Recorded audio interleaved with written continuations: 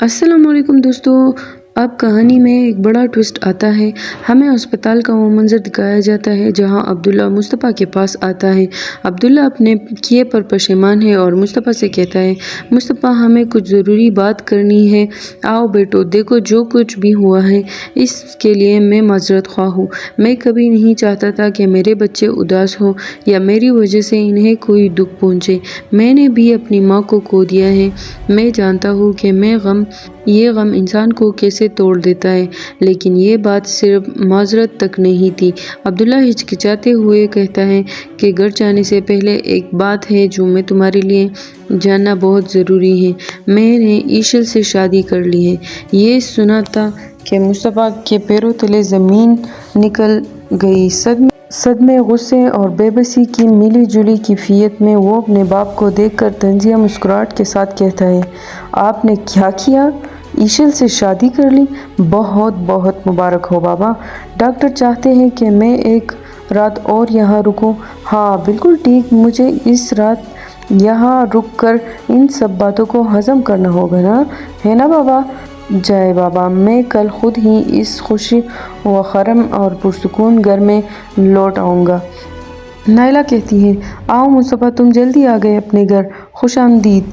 देखो तुम्हारा बच्चा भी बेसब्री से तुम्हारा इंतज़ार कर रहा है। कल रात से इसे तेज़ बुखार था, लेकिन अब वो बेहतर है। लेकिन मुस्तफ़ा के चेहरे पर अपने बच्चे या बीवी नायला के लिए खुशी की कोई गुंजाइश नहीं थी। वो अपनी माँ की तरफ देखकर सर्द मेहरी से कहता है, मुस्तफ़ा बहुत अच्छे, मैंने अपने कमरे में जा रहा हूँ और अब खाने के वक्त तक वहीं आराम करूँगा। मुस्तफ़ा इस रवैये पर नायला का दिल टूट जाता है, क्योंकि मुस्तफ़ा ने अपने मासूम बच्चे को गोद में लेना तो दूर की बात, इसकी तरफ देखा तक नहीं। नायला रोते हुए दुआ से कहती है, दुआ देखो, इसने तो अपने बेटे को गोद में नहीं लिया, इसने तो अपने बच्चे की तरफ मुड़ कर देखा तक नहीं। दुआ उसे कहती है, फ़िक्र मत करो नायला, ये शायद बारी दवाइयों का असर है, वो जल्दी सेहतयाब हो जाएंगे। तुम बिल्कुल परेशान मत हो, सब ठीक हो जाएगा। जब मुस्तफ़ा वापस घर आता है तो उसका गुस्सा नायला पर निकलता है। वो नायला से मशहूर होने और उसकी माँ के माजी पर तंज करते हुए कहता है, शुक्र करो नायला, तुम्हें मेरे जैसा बंदा मिल गया, वरना तुम भी अपनी माँ की तरह गलत रस्तों पर रल जाती। नायला ये तौहीन बर्दाश्त नहीं कर पाती और रोते हुए मुस्तफ़ा से कहती है, जो कुछ तुमने आज कहा है ना मुस्तफ़ा, इसे कभी मत भूलना, क्योंकि मैं तुम्हें दोनों जहानों में ये बात भूलने नहीं दूंगी।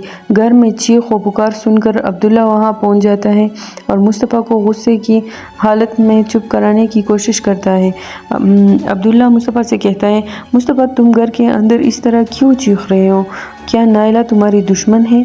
यहाँ पर हर कोई तुम्हारा ख्याल रख रहा है और तुम अपने आपे से बाहर हो रहे हो। तुम ठीक होने की आखिर चाहते क्या हो? ये जानबूझकर ये सब कर रहे हो।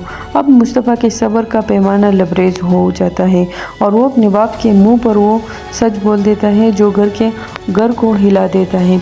मुस्तफ़ा, हाँ, इस घर के तमाम लोग मेरे दुश्मन हैं।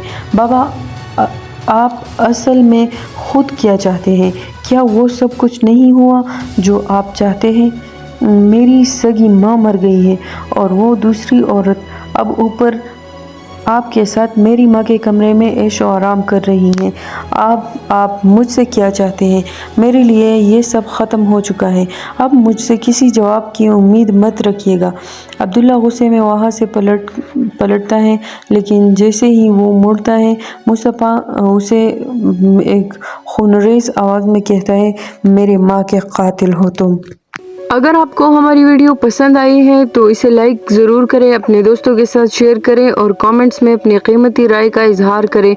मज़ीद ड्रामा अपडेट्स के लिए एहसास टीवी को सब्सक्राइब करना ना भूलिएगा। अल्लाह हाफिज़।